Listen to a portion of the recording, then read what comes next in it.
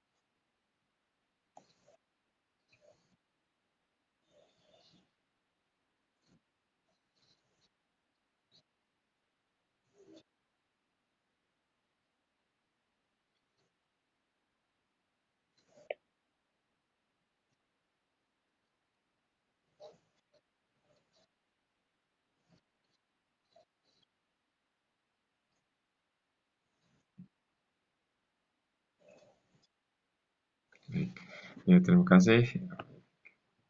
Baik, terima kasih Ambu Afdillah atas kesempatan waktunya. Bismillahirrahmanirrahim.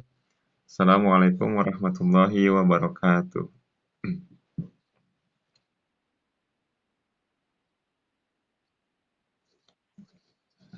Bismillahi masyaallah, la yasuful khairu illallah. Bismillahi masyaallah, la yasrifu su'a illallah. Bismillahi masyaallah, maka min ni'matin fa minallah. Bismillahi masyaallah, la haula wala quwata illa billah. Asyhadu an la ilaha illallah, asyhadu anna Muhammadan abduhu wa rasuluh alladzi lam yab'ada amma ba'd. Baik, yang kami hormati Abah Sukma, eh, yang kami hormati Ambu Afdila, Ambu Amalina, Ambu Zakiyah, serta mungkin ambu-ambu yang lain yang belum terabsen, juga kepada anak-anak sekalian yang Bapak sayangi. Alhamdulillah, di kesempatan pagi hari ini kita bisa melaksanakan eh, kajian rutin ya di Ahad mungkin ya, Mabar Kariam, ini kajian remaja ini, kajian remaja. Tapi sebetulnya materinya juga berlaku untuk eh, semua ya, tidak hanya untuk remaja. Namun sebelumnya, Abah ada permintaan nih ya. Silakan ini nanti materinya di poin-poin pentingnya dicatat ya sambil berjalan. Nah, nanti ada laporannya ya dilaporkan gitu. Dilaporkan ke wali kelasnya hasil catatannya itu ya. Gitu. Baik, ini materinya. Jadi kita membahas tentang adab pergaulan dalam Islam. Nah, ini bagian upaya kita untuk memahami tentang Al-Quran, apa tentang aturan Islam ya, bahwa memang Islam itu mengatur berbagai hal dalam kehidupan kita, termasuk masalah pergaulan pun diatur oleh Islam. Harapannya nanti setelah mengkaji materi ini, kalian bisa paham dan kalian bisa tahu ya mana yang termasuk pergaulan dalam Islam, mana yang termasuk pergaulan bebas, sehingga bisa membedakan dan bisa menghindari dan bisa terhindar dari pergaulan bebas yang merusak. Ya. Ambu, ini materinya kekecilannya. Mungkin di landscape Ambu ininya handphonenya kalau di handphone.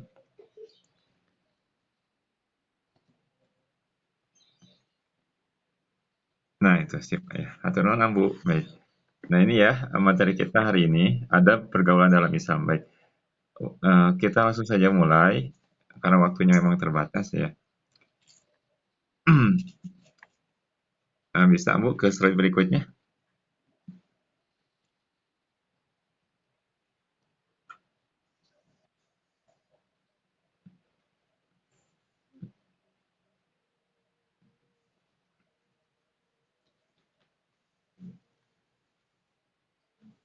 Baik, ya ini yang pertama ya. Jadi kita langsung saja ya ke poin inti.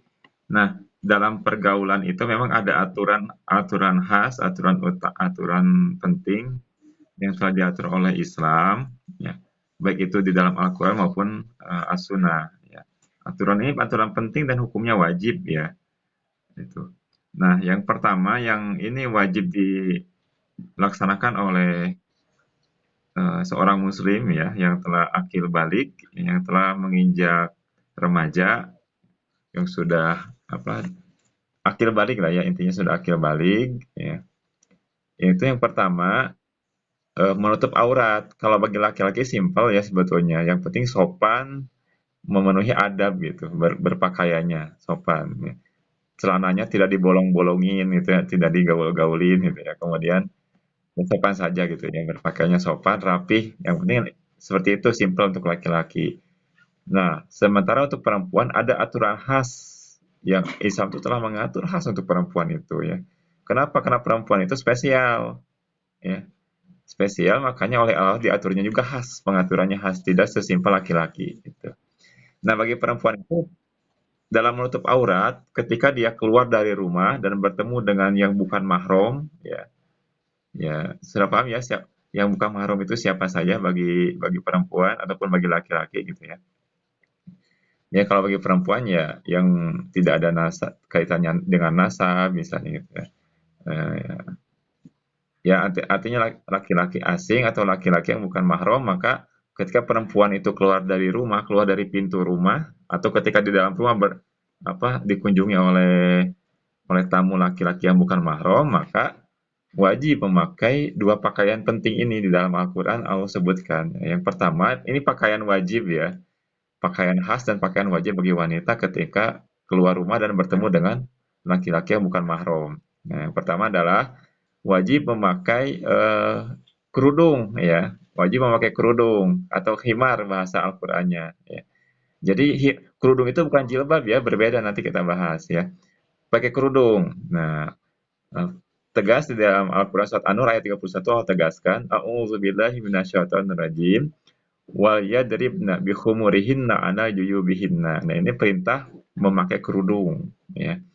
Dan hendaklah eh, perempuan-perempuan yang sudah balik ya intinya di sini yadribna bihumurihinna supaya mereka itu menghulurkan kerudung-kerudung mereka nah, ya.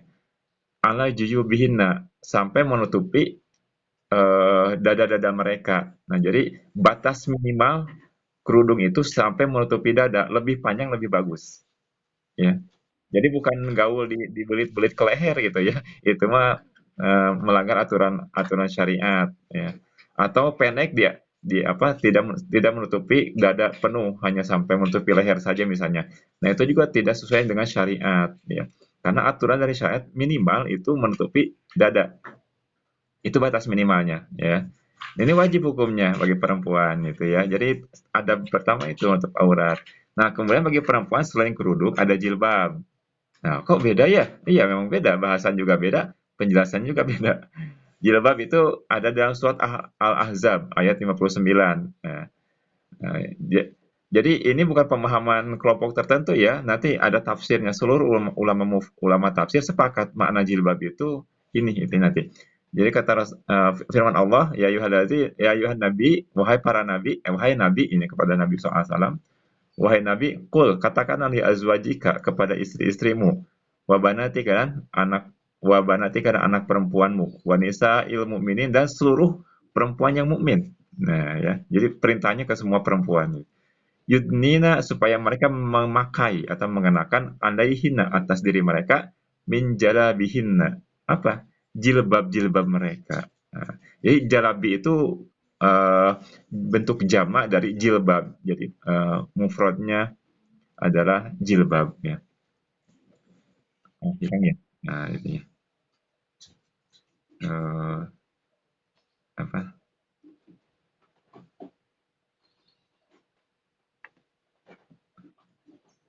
Baik. Oke. Oke, nggak apa-apa ya sambil berjalan saja. Nah, jilbab. Jadi apa yang disebut dengan jilbab? Nah, bisa langsung kamu ke halaman 3 ya.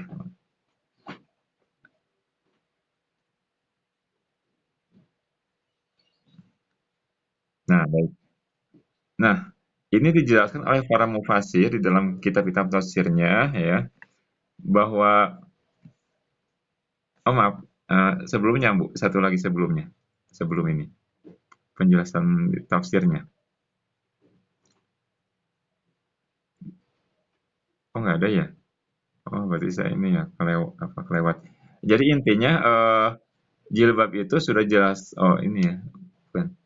Oh, nggak ada ya. Berarti kalau kelewat, maaf.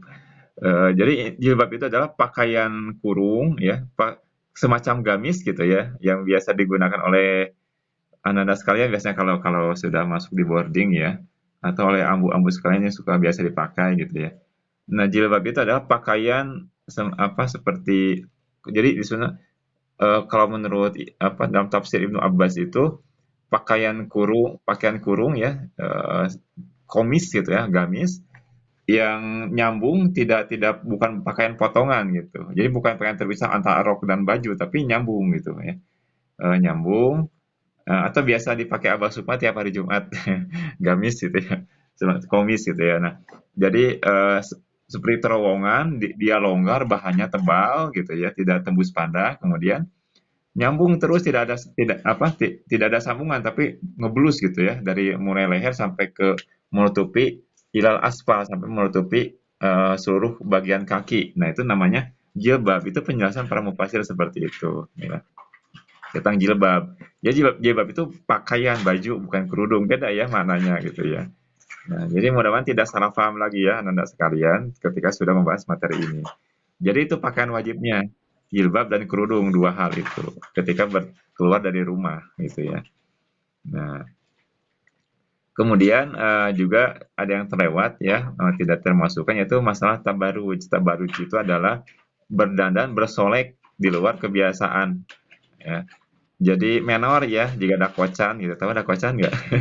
Menor gitu ya, sagala dipasangkeun gitu ya, dia pernak-pernik itu kemudian dandan tuh apa make up sampai menor gitu nya, beda jeung batur gitu sampai menarik perhatian laki-laki gitu. Nah, itu namanya tabarruj dan itu dilarang oleh Islam dalam surat masih dalam surat Al-Ahzab. Wala tabarruj nabi tabarrujil jahiliyah. Ya, janganlah para muslimah itu bertabaruj layaknya dulu orang wanita jahiliyah bertabaruj gitu ya. Nah itu, jangan bertabarruj. Bersolek berlebih-lebihan, bukan tidak boleh dandan, tapi tidak boleh berlebih-lebihan sampai menarik perhatian laki-laki gitu. Gitu ya. Nah itu. Itu namanya tabarruj, tidak boleh ya. Baik, berikutnya. eh, nah bagi perempuan tidak boleh menampakkan aurat di hadapan laki-laki yang bukan mahram. Nah, ya. Kalau mahram itu bagi perempuan siapa? Pertama ayahnya, kedua mertuanya kalau sudah menikah ya. Yang ketiga ada, bukan ayah mertua bukan mahram, maaf, maaf ya.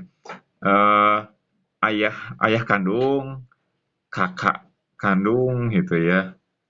Kemudian adik kakak laki-laki, adik laki-laki gitu ya, paman dari jalur ayah, kakek dari jalur ayah, itu mahram. Dan seterusnya ke atas dari jalur ayah, laki-laki dari jalur ayah gitu ya. Itu mahram. Nah, kalau kepada mahram boleh memperlihatkan wajah dan telapak tangan. Apa maaf, boleh memperlihatkan bagian-bagian tertentu misalnya membuka kerudung atau misalnya pergelangan tangan tersingkap boleh gitu ya. Nah, itu boleh. Tapi kalau kepada laki-laki yang bukan mahram itu haram menampakkan perhiasannya. Makanya di sini dilarang. Wala yubdina zinatahuna ila ma zuhara minha. Janganlah mereka para perempuan itu menampakkan perhiasannya kecuali yang biasa nampak darinya.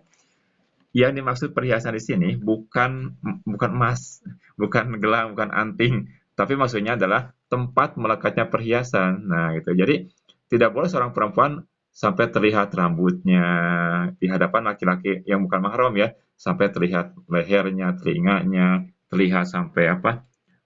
pergelangan tangan sampai ke sikut itu tidak boleh terlihat, kaki juga gitu ya. Jadi ila ma zahara minha yang boleh terlihat oleh laki-laki yang bukan mahram itu hanya ma zahara minha. Nah, apa yang dimaksud dengan ma zahara minha atau yang biasa nampak darinya? Ya, Imam Ibnu Katsir dalam tafsirnya, Imam At-Tabari, kemudian dalam kitab suatu tafsir, dalam jalan lain dan tafsir-tafsir lainnya sebetulnya ya. Itu semua mufasir sama memaknai ma zahara minha adalah wajah ya, wajaha wa kafain ya, yaitu wajahnya, wajah dan kedua telapak tangan itu saja yang boleh terlihat ketika di luar rumah ya, yang lainnya tidak boleh diperlihatkan gitu ya. Nah itu ya itu aturannya, adabnya seperti itu gitu ya. Jadi di hadapan laki-laki yang bukan mahram ya hanya yang boleh terlihat itu hanyalah wajah dan kedua telapak tangan.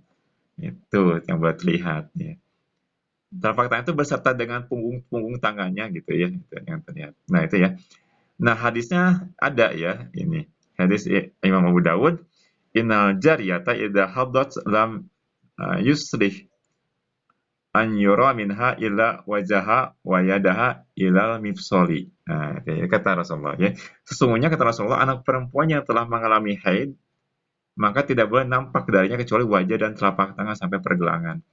Ini hadis ini yaitu ketika Asma adiknya Aisyah ya waktu itu masuk ke kamar Aisyah memakai pakaian yang tipis tembus pandang gitu ya, maka kemudian Rasulullah menasehatinya dengan hadis ini gitu ya. Ini tidak boleh nampak aurat dari seorang perempuan ya yang telah haid, yang sudah balik gitu, kecuali wajah dan telapak tangan sampai pergelangan. Nah, sampai di situ. Selebihnya tidak boleh terlihat. Nah, itu ya itu aturannya ya. Mangga di slide berikutnya.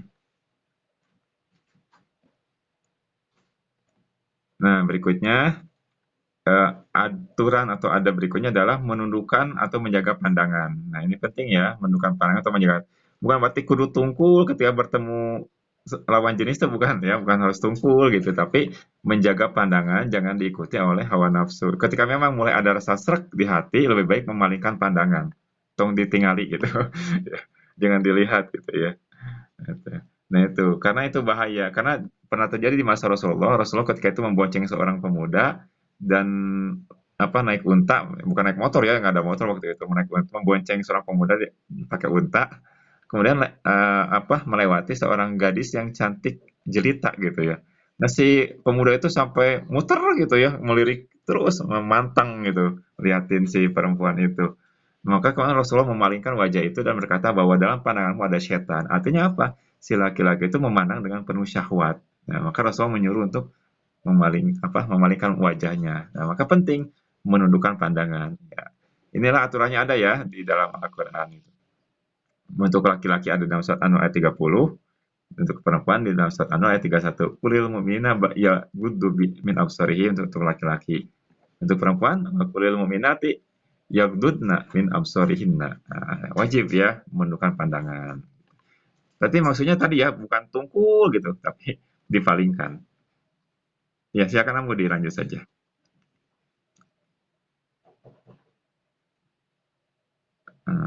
Ya. Ya kenapa coba harus harus dipalingkan? Karena itu godaan setan luar biasa. Berawal dari pandangan jatuh ke ya dari mata turun ke hati, kan ada istilah begitu ya. Nah, hati-hati. Apalagi sudah remaja tuh biasa sudah senang kelawan jenis gitu ya, suka kelawan jenis, itu hati-hati. Ya. Eh, karena itu bahaya gitu. Makanya ada doanya kan, ketika kita mulai tergoda oleh lawan jenis, ya, terutama laki-laki misalnya gitu ya. Allahumma inni a'udzubika min fitnatin nisa gitu ya. Ulangi ya, untuk ini terutama untuk laki-laki ya, doanya ya. Allahumma inni a'udzubika min fitnatin nisa. Ya Allah, sesungguhnya aku berlindung kepadamu dari dari godaan wanita, dari fitnah atau ya godaan wanita maksudnya gitu ya. Kemudian aturan berikutnya yaitu dilarang berdua-duaan antara laki-laki dan perempuan yang bukan mahram. Nanti tetap kamu jangan dulu digeser. Nah, jangan berdua-duaan atau istilahnya berkholwat. Nah, ini haram ya, tidak boleh. Walaupun tujuannya ngantar ke pasar, ngantar ke warung gitu ya, tapi berdua-duaan gitu. Apalagi mojok, bobogohan, wah itu lebih parah lagi gitu ya. Tidak boleh ada istilah bobogohan. Wah, aku mah ada pacaran syar'i. Nggak ada pacaran syar'i kayak gimana. Gitu. Nah, ini hadisnya ya. Layak luanna rojulun bi imro'atin illa ma'azi mahromin. Nah, kata Rasulullah itu ya, tidak boleh laki-laki dan perempuan itu berdua-duaan kecuali disertai mahram. Dari siapa mahram itu? Dari pihak perempuan. Jadi perempuannya itu harus bawa ayahnya atau bawa kakak laki-lakinya gitu. Bawa pamannya, bawa kakeknya tuh baru boleh bertemu dengan laki-laki yang bukan mahram. Jadi bertiga ya. Kalau tidak disertai mahramnya, yang ketiganya setan. Nah, kalau sudah ditemani setan, nah itu pasti terjadi bahaya gitu ya. Baik, dilanjut silakan Ambu. Itu ya, tidak boleh berdua-duaan ya nanti ya. Eh, jadi tidak boleh ada yang berpikir aku mau pacaran, nggak boleh itu. Ya itu pasti sudah pastilah ada maksiat ya. Nah berikutnya adalah dilarang ikhtilat. Apa itu ikhtilat? Campur baur laki-laki dan perempuan. Jadi banyak kan nih, bro, gitu misalnya dalam pesta, oh, tuh tidak ada batasan laki dan perempuan, nyampur saja gitu ya. Atau bisa kalau nonton konser, nah itu udah dosa semua itu. Karena ikhtilat di situ ya, nonton konser. Atau pengajian tapi tempat duduk laki dan perempuan itu tidak dipisah ya. Nyampur we gitu atau belajar di kelas nyampur gitu ya, tidak dipisah laki dan perempuan itu tempat duduknya ya. Ya minimal kan harusnya laki-laki di depan, perempuan di belakang, kayak kayak sholat gitu duduknya itu. Ini mah nggak usah nyampur apa celuk di mana wae gitunya. Nah itu namanya ikhtilat. Nah itu tidak boleh sekalipun dalam belajar gitu ya. Itu. Karena dalilnya banyak ya. Jadi misalnya dalil adanya pemisahan saf laki-laki dan perempuan di dalam sholat itu kan maknanya juga umum ya. Itu oleh para ulama digunakan dalil itu terkait dengan keharaman ikhtilat. Ya, dalil tentang memisahkan jamaah sholat gitu ya. Kemudian juga ada hadis perintah wanita dari Rasulullah supaya wanita keluar lebih dulu dari masjid. Nah, setelah semuanya pulang baru laki-laki pulang gitu. Jadi tidak biur gitu kayak ayam keluar dari kandang, keluar dari masjid tuh ya. Jadi harus perempuan dulu semuanya sampai pulang. Itu aturan dalam Islam. Rasulullah begitu memerintahkannya. Itu hadisnya sudah ada di screenshot ya dari kitab ini gitu. Bapak bacakan ya. Jadi hadis ini hadis riwayat Imam Bukhari. Ananisa fi ahdi Rasulullah SAW kunna ida salamna. Ya. Nah, sesungguhnya para perempuan di masa Rasulullah SAW ya, ketika mereka telah apa salam ya, salam ya salam dalam sholat ya, mengucapkan salam dalam sholat ya. Assalamualaikum, assalamualaikum gitu ya. Minal maktubatin dari kewajibannya melaksanakan sholat, kemudian mereka langsung berdiri gitu. Tidak berdiam dulu lama di masjid. Ya. Wasabata Rasulullah SAW dan Rasulullah diam dulu. Ya, tidak langsung bareng dengan perempuan atau nuturkan perempuan dari belakang, yang ngekor gitu enggak ya. Tapi wasabata Rasulullah SAW wa man shola minar rojul minar rijali. Jadi para jamaah laki-laki dan Rasulullah waktu itu dia saja dulu berzikir dulu sampai semua perempuan pulang dulu gitu ke rumahnya masing-masing ya. Nah, baik setelah pengajian ataupun setelah sholat gitu ya. Masya Allah sampai Allah menghendakinya maksudnya sampai semuanya pulang ya. Faidah qama Rasulullah SAW. Oh iya ya. Jadi gimana ya? Baik, baik kita ya gitu ya intinya gitu ya. Jadi dia istilah kayak. Baik, kamu kita lanjut ke berikutnya. Nah, berikutnya adalah perempuan dilarang safar atau melakukan perjalanan lebih dari 24 jam tanpa dibarengi oleh mahram. Ya, apalagi berangkat haji sendirian itu tidak boleh. Itu dilarang oleh Rasulullah SAW. Ini hadisnya ada ya. Ya, baik itu untuk ibadah haji, umroh itu tidak boleh sendirian perempuan itu harus ada mahramnya yang menemani ya. Ya tadi mahramnya sudah disebutkan oleh Abah ya, siapa saja mahramnya. Jadi nggak boleh terceng-cengan perempuan apa eh, umroh sendiri, haji sendiri nggak boleh ya. Atau kemudian mau jalan-jalan tur kemana misalnya ya di dalam negeri tapi pulang pergi sampai melebihi 24 jam, tidak nginep di tempat tujuannya gitu. Nah, itu tidak boleh gitu ya, tidak boleh gitu. Gitu. Nah, gitu ya. Jelas di sini dalilnya ya. La yahilu imratin tu'minu billahi wal yawmil akhir an tusafira masirata yaumin wa lailatin ila mazim haramin laha. Nah, tidak halal artinya haram bagi perempuan yang beriman kepada Allah dan hari akhir melakukan perjalanan sehari semalam kecuali disertai mahramnya gitu. Termasuk ini hadis berikutnya, tidak boleh juga bepergian haji, ibadah haji tanpa disertai oleh mahramnya. Bagi perempuannya tidak boleh gitu. Baik, kamu berikutnya. Ya, karena waktu ya. Ini aturan dalam pergaulan ya. Oke. Nah, apalagi kalau perjalanannya, safarnya itu malah dengan laki-laki lain yang bukan mahram, wah itu mah sudah haram ya. Berdosa gitu ya, tidak boleh.